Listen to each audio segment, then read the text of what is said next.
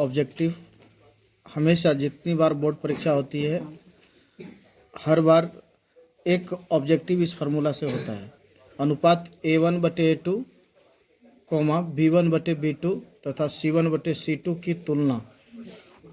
ठीक है, तो इसमें समीकरण दिया हुआ रहता है। समीकरण 1 से निकलेगा A1 B1 C1। समीकरण 2 से A2 B2 C2। ठीक है, अब इसमें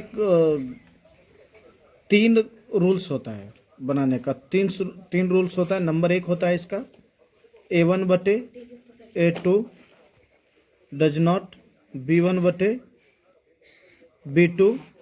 ठीक है, तो ये डज नॉट का मतलब हुआ बराबर नहीं। अगर ये A1/A2 जो है वही B1/B2 हो तो बराबर हो गया। ये अगर बराबर नहीं है तो इसका अर्थ है कि ये डज नॉट होगा, यहाँ बराबर नहीं है,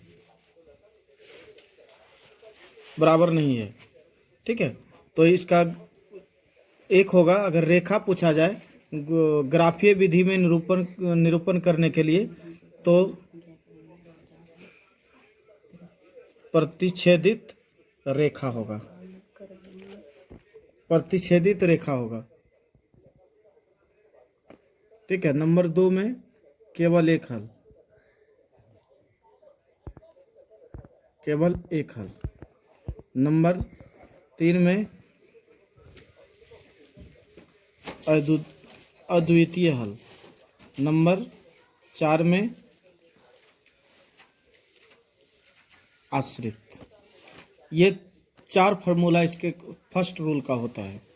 ठीक है, रूल नंबर 2 A1/A2 बराबर B1/B2 बराबर C1/C2।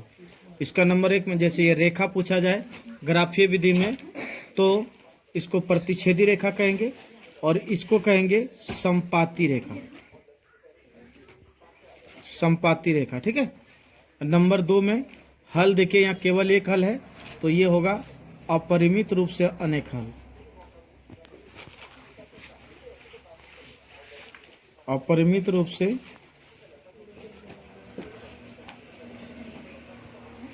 अनेक हल। ठीक है, और नंबर 3 में, तीसरा में संगत होगा इसका। ठीक है, 3 नंबर 1 संपाती रेखा, 2 में अपरिमित रूप से अनेक हल और 3 में संगत। एक तीसरा रूल जो इसका होता है देखिए नंबर 3, तीसरा रूल इसका जो होता है नंबर 3 A1/A2 बराबर B1/B2 और डज नॉट C1/C2। ठीक है, इसका नंबर 1 होगा रेखा। अब देखें यहाँ कि इसका रेखा था प्रतिच्छेदित रेखा, इसका है संपाती रेखा, तो रेखा में आएगा तो इसका होगा समांतर रेखा, समांतर रेखा। ठीक है, नंबर 2 में कोई हल नहीं, कोई हल नहीं। और नंबर 3 में असंगत, असंगत, सॉरी नीचे लिख देते हैं असंगत। ठीक है, तो ये हमारा 3 रूल होता है।